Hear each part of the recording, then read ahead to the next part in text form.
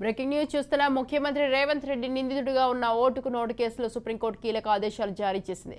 కేసును వేరే రాష్ట్రానికి బదిలీ చేయాలన్న పిటిషన్పై విచారణ జరిపిన ద్విసభ్య ధర్మాసనం విచారణకు స్పెషల్ ప్రాసిక్యూటర్ను నియమిస్తున్నట్లు తెలిపింది.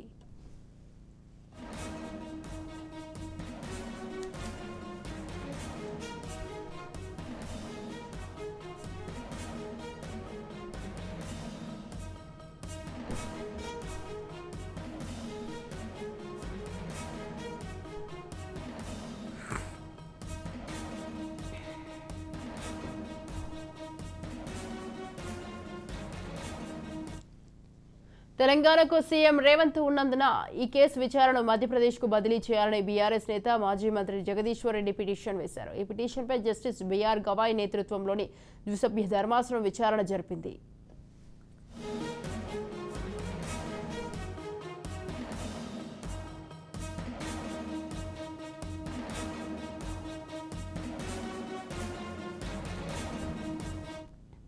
ఈ కేసులో ఎలాంటి విచారణ జరగడం లేదని, నిందితుడు సీఎంగా హోంమంత్రిగా ఉన్నారని, ఎన్నికల సమయంలో సీఎం వివాదాస్పద వ్యాఖ్యలు చేశారని, పోలీసుల సంగతి తేలుస్తామని అన్నారని పిటిషనర్ తరపు న్యాయవాది వాదనలు వినిపించారు. కాగా కేసు విచారణకు స్వతంత్ర ప్రాసిక్యూటర్ని నియమిస్తామని, అందరి అనుమానాలను నివృత్తి చేసేందుకు స్పెషల్ ప్రాసిక్యూటర్ని నియమిస్తామని ధర్మాసనం వ్యాఖ్యానించింది.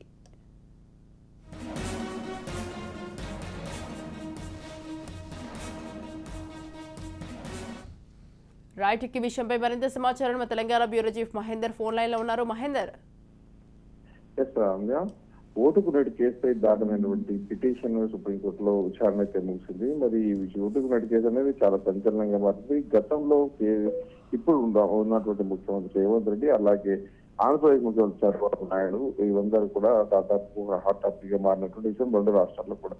అయితే ఓటుకు నేటి కేసు విచారణ అయితే సుప్రీంకోర్టు విచారణ ముగిసింది. ఎట్లయితే ఈ ట్రయల్ ను, ఈ కేసు ట్రయల్ భూపాల్ బదిలీ చేయాలని జగదీష్ రెడ్డి పిటిషన్ దాఖలు చేశారు. మరి జగదీష్ రెడ్డి దాఖలు చేసినటువంటి బదిలీ పిటిషన్ పై జస్టిస్ బిఆర్ గవాయ్ నేతృత్వంలో సుప్రీంకోర్టు సభ్య ధర్మాసనం విచారణ ముగిసింది.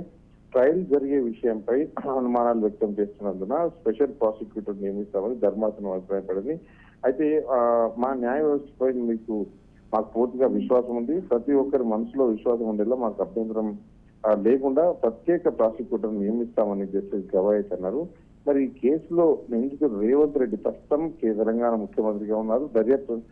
అలాగే దర్యాప్తు ఏసీబీ చూసే హోంశాఖ కూడా ఆయన వద్దే ఉందని జగదీష్ రెడ్డి తరఫు న్యాయవాది చెప్పడం జరిగింది. మరి దీంట్లో పిసిసి అధ్యక్షుడిగా మహబూబ్నగర్ జరిగినటువంటి ర్యాలీలో పలుమార్లు పోలీసులు బెదిరింపు ధోరణి ప్రకటించారు జగదీష్ రెడ్డి తరఫు న్యాయవాది తెలుపగా, ముఖ్యమంత్రి రేవంత్ రెడ్డి వ్యాఖ్యలు చేస్తేనే కేసుపై ప్రభావం ఎలా ఉందో తెలుస్తుందని, ప్రభుత్వం దాఖలు చేసే కౌంటర్ అఫిడవిట్ లో కూడా వైఖరి మారిందన్నట్టుగా కూడా జగదీష్ రెడ్డి న్యాయవాది తెలిపారు. మరి ప్రత్యేక ప్రాసిక్యూటర్ నియమించే వ్యవహారాన్ని సుప్రీంకోర్టు నిర్ణయిస్తుందని జస్టిస్ గవాయ్ అన్నారు.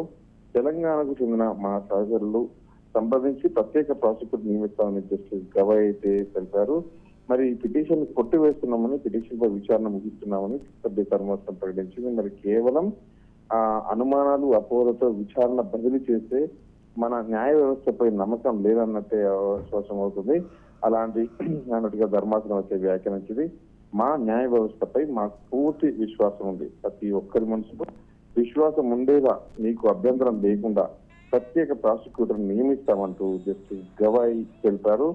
అలాగే తెలంగాణ చెందిన సహచరులను సంప్రదించి ప్రత్యేక ప్రాసిక్యూటర్ ను కూడా నియమిస్తామని జస్టిస్ గవాయ్ అయితే తెలిపారు. మరి మొత్తంగా మధ్యాహ్నం 2 గంటలకు తీర్పు వెలువరిస్తామని సుప్రీంకోర్టు అయితే గురించి చెప్పింది. మరి ఆ రకంగా తీర్పులో మొత్తానికి ఈ పిటిషన్ అయితే కొట్టివేసినట్టు తెలిసింది. Right, thank you Mahender, thanks for the details.